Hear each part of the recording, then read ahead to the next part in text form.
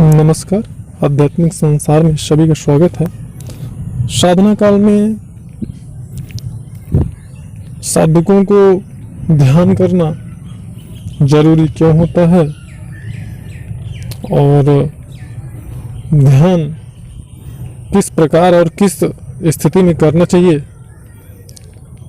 इसके बारे में पूरी जानकारी आपको मिलने वाली है, तो बने रहिए लास्ट तक। और चैनल पे यदि नए हैं तो चैनल को सब्सक्राइब और बेल आइकन को इनेबल करिए ताकि लेटेस्ट अपडेट से आप अपडेट रहें। साधना काल में मैंने अपने प्रीवियस वीडियो में जानकारी दी है कि क्या मंत्र जाप से साधक जो है पागल हो सकता है या मानसिक रूप से विक्षिप्त हो सकता है, शारीरिक रूप से किसी प्रकार की समस्या का सामना करना पड़ सकता है। तो इसी कड़ी में आपको ये जानकारी मिल पा रही है। तो जब जो भी मंत्र जाप वगैरह करते हैं, ऐसे व्यक्ति अगर गौर करें तो उन्हें ये जानकारी खुद से प्राप्त होगी कि जब साधक मंत्र जाप करता है और करके फ्री होता है, मंत्र जाप अपना संपूर्ण करता है, उसके बाद में जो उसकी बॉडी होती है वो बहुत ही ज़्यादा हीट होती है। अगर उस अवस्था में कोई डॉक्टर देखे तो बोलेगा कि हाँ, ये व्यक्ति बीमार है, इसका इलाज होना चाहिए। तो ऐसा क्यों होता है? वैसे अगर आप सामान्य रूप से बैठे रहो कितनी भी देर तक, आपकी बॉडी का टेम्परेचर बिल्कुल नहीं बढ़ेगा, सामान्य रहेगा। तो ऐसा इसलिए होता है क्योंकि मंत्र जाप से जो ऊर्जा रिलीज होती है उसका कुछ अंश साधक को प्राप्त होती है, जो कि उसके सूक्ष्म शरीर के कुछ अस्थिर बिंदुओं पे वह ऊर्जा एकत्रित हो जाती है। तो अब जब वो अस्थिर बिंदु पे वो ऊर्जा एकत्रित होती है तो आपको विशेष प्रकार की समस्याएं होने लगती हैं ध्यान न करने पे। जैसे आपको चक्कर आना, कमजोरी महसूस होना, हाथ पैरों के तलवे में जलन होना और बदन का टूटना और आलस्य महसूस होना। तो हम अपने साधकों को साधना काल में प्राणायाम भी विशेष प्रकार की करने के निर्देश देते हैं। साथ ही साथ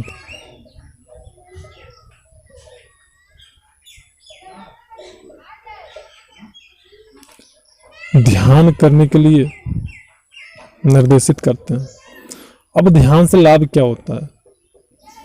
साधक जब वो साधना समाप्त करता है तो वह बस सीधे रेस्ट करना चाहता है। क्यों? क्योंकि बॉडी उसको थकावट जैसी महसूस होती है, उसकी स्थूल शरीर जो है वो पूर्णतया थक गया रहता है, इस प्रकार का उसे एहसास होता है। और साधना करने के बाद में बस वो सीधा चाहता है कि मैं रेस्ट करूं, जबकि ऐसा बिल्कुल नहीं करना चाहिए।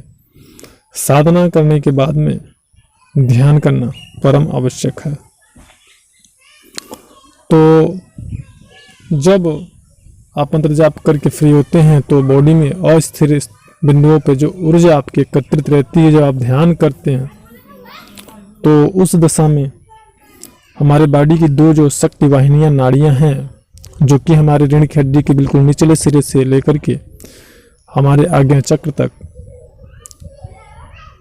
गई रहती है, वहीं से बीचों बीच जो हमारी सुषुम्ना नाड़ी है वह मूलाधार, स्वादिष्ठान, मणिपुर, हृदय चक्र, स्वादिष्ठान या विशुद्ध चक्र या फिर से होते हुए हमारे लघु मस्तिष्क से होते हुए हमारे ब्रह्मरंध्र से होते हुए हमारे आज्ञा चक्र पे इन तीनों नाड़ियों का संगम होता है। सुषुम्ना के दाहिने ओर सूर्य नाड़ी या इड़ा नाड़ी होता है और बाईं ओर चंद्र नाड़ी या पिंगला नाड़ी होती है। सामान्यतः हमारे शरीर की जो शक्ति वाहिनी नाड़ियाँ यही दो नाड़ियाँ हैं। हमारा जो सुषुम्ना नाड़ी है वह हमारे सूक्ष्म शरीर से संबंधित होती है। वैसे तो स्थूल रूप से अगर बॉडी को आप काट करके देखिए तो भी वहाँ आपको कुछ नहीं दिखेगा। यह हमारा अध्यात्म का विषय है जो कि दिव्य दृष्टि से ध्यान में बैठा हुआ साधक दिव्य दृष्टि से इन सारी चीज़ों को देख सकता है। कहने को तो हमारा साइंस बहुत ही आगे पहुंच गया है, लेकिन हमारे अध्यात्म से हमारा विज्ञान आज भी उतना ही पीछे है जितना कि प्रारंभ में था। तो जब साधक साधना करने के बाद में ध्यान करता है तो हम हमेशा ये बताते हैं कि रीढ़ की हड्डी को बिल्कुल सीधे करके आपको साधना मंत्र जाप करना है और रीढ़ की हड्डी को बिल्कुल सीधे करके ही आपको ध्यान करना है और साधना करने के तुरंत बाद ही आपको ध्यान भी करना है। तो ध्यान करने से जब आप अपने आज्ञा चक्र पे ध्यान करते हैं तो यहाँ से मूलाधार से एक चुंबकीय आकर्षण, एक खिंचाव आपके मूलाधार पे आपको महसूस होता है। और सबसे अच्छी बात यह है कि जब आप मंत्र जाप के बाद में ध्यान करते हैं तो किसी भी व्यक्ति का ध्यान जिन जिन साधकों की ये शिकायत होती है कि गुरुजी मेरा ध्यान नहीं लगता है और विचार हमेशा विचार से खाली मेरा मन नहीं रहता है, तो ऐसे साधक भी जब साधना के बाद में मंत्र जाप के बाद में ध्यान करते हैं तो उनका भी बहुत ही अच्छा ध्यान लगता है। तो जब आप करते हैं तो एक चुंबकीय आकर्षण आपके मूलाधार पे आपको महसूस होता है और जो ऊर्जा होती है मंत्र जाप की, जो ऊर्जा आपकी अस्थिर बिंदुओं पे स्थित रहती है वह ऊर्जा एकत्रित होकर आपके मूलाधार में स्टोर होने लगती है, एकत्रित होने लगती है। और पर्याप्त मात्रा में जब आपके मूलाधार पे ऊर्जा एकत्रित होती है तो उसके बाद में आपकी जो प्राणवायु होती है वह क्रिया करने लगती है। साथ ही साथ आपके मूलाधार चक्र का विकास क्रम शुरू हो जाता है। और जैसा कि मैंने अपने प्रीवियस वीडियो में बताया हुआ है कि हमारा जो मूलाधार चक्र होता है वह सिद्धियों की कुंजी होती है। किसी भी व्यक्ति का यदि मूलाधार चक्र एक्टिवेट हो जाता है तो श्री गणेश जी की और माता काली की सिद्धि उसे बड़ी ही आसानी से प्राप्त हो जाती है। तो हमारा जो मंत्र जाप होता है, प्रत्येक मंत्र जाप से मैंने ये बताया हुआ है कि विशेष प्रकार की ऊर्जा जो है वो रिलीज होती है और मूलाधार चक्र में जब वो एकत्रित होती रहती है तो निश्चित मात्रा में एकत्रित होने के बाद में वहाँ पे विकास क्रम शुरू होता है। आपके प्राणवायु यानी कि जो हमारा अपान प्राण है जो बॉडी के सबसे निचले हिस्से में यानी मूलाधार चक्र के क्षेत्र में कार्य करता है, वह क्रिया करने लगती है। और जब वो क्रिया करती है तो साधक को कभी कभी वहाँ पर संश्लेषण, कभी पानी के बुलबुले जैसे बुलबुलाहट की अनुभूति होती है और कभी कभी तो लगता है जैसे मूलाधार की यानी रीढ़ की सबसे निचले हिस्से से कुछ ऊपर की तरफ चढ़ने का प्रयास कर रहा है। और जब व्यक्ति की प्राणवायु क्रिया करना शुरू करती है तभी से साधक को विशेष प्रकार के अनुभव और अनुभूति होने शुरू हो जाते हैं। जिस शक्ति या जिस संबंधित देवी या देवता का वह मंत्र जाप या साधना कर रहा होता है उससे संबंधित विशेष प्रकार के अनुभव भी प्राप्त होने लगते हैं, जिन अनुभवों के आधार पर यह निर्धारित होता है कि उस व्यक्ति को सफलता कितने दिन में या कितनी मंत्र जाप की संख्या के बाद में प्राप्त होगी या फिर उसे अपने साधना में या फिर अपने जाप में किस प्रकार का परिवर्तन करना चाहिए, यह उसके अनुभव और अनुभूति से ही निर्धारित होता है।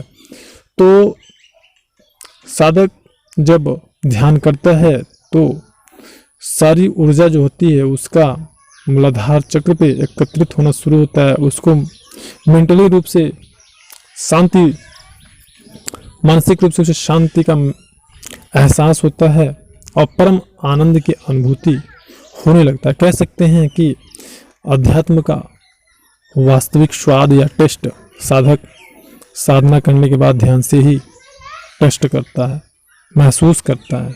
उसकी खुशी को, उसके आनंद को। साधक के अंदर हल्की सी चैतन्यता और प्रसन्नता में उसके बढ़ोतरी होती है, चेहरे पर उसके अलौकिकता आने लगती है। तो हमारा जो ध्यान होता है, यह आप कह सकते हैं कि हमारे आध्यात्म की बहुत प्रमुख, बहुत महत्वपूर्ण प्रक्रिया है। और साधना काल में हमारा जो सफलता हमें प्राप्त होती है, वह सफलता में ध्यान करना सोने पे सुहागा का कार्य करता है। तो उम्मीद करते हैं कि आपको जानकारी अच्छी लगी होगी। अगर विशेष रूप से कोई जानकारी प्राप्त करना चाहते हैं तो वीडियो में फ्लैश वाले नंबर पर दिन में 12 और 1 के बीच में कॉल कर सकते हैं। आपको यथासंभव आपकी मदद की जाएगी, लेकिन प्रयास करें कि कॉल करने से पहले अपने सारे प्रश्नों का एक लिस्ट बना के ही कॉल करें, क्योंकि सेकंड टाइम यदि कॉल करते हैं तो आपको पेमेंट करना होगा, तभी आपको किसी प्रकार की कोई जानकारी या आपका सहयोग या मदद किया जाएगा। लेकिन फर्स्ट चांस अगर कॉल करते हैं तो किसी प्रकार की मदद, किसी प्रकार के सहयोग के लिए कोई चार्ज नहीं लिया जाएगा। और उसके लिए चाहे आपको 10 मिनट का समय लगे देना पड़े, चाहे 1 घंटे का देना पड़े, कोई प्रॉब्लम नहीं होगी उसमें। जानकारी अच्छी लगी तो वीडियो को लाइक कर सकते हैं, और चैनल पे यदि नए हैं तो चैनल को सब्सक्राइब और बेल आइकन को इनेबल कर सकते हैं, ताकि कोई भी जानकारी प्रकाशित होने पे आपको उसका नोटिफिकेशन प्राप्त हो सके और उस जानकारी से लाभ आपको प्राप्त हो सके। मिलते हैं नेक्स्ट वीडियो में, तब तक के लिए नमस्कार। वीडियो को पूरा देखने के लिए आप लोगों का बहुत बहुत धन्यवाद।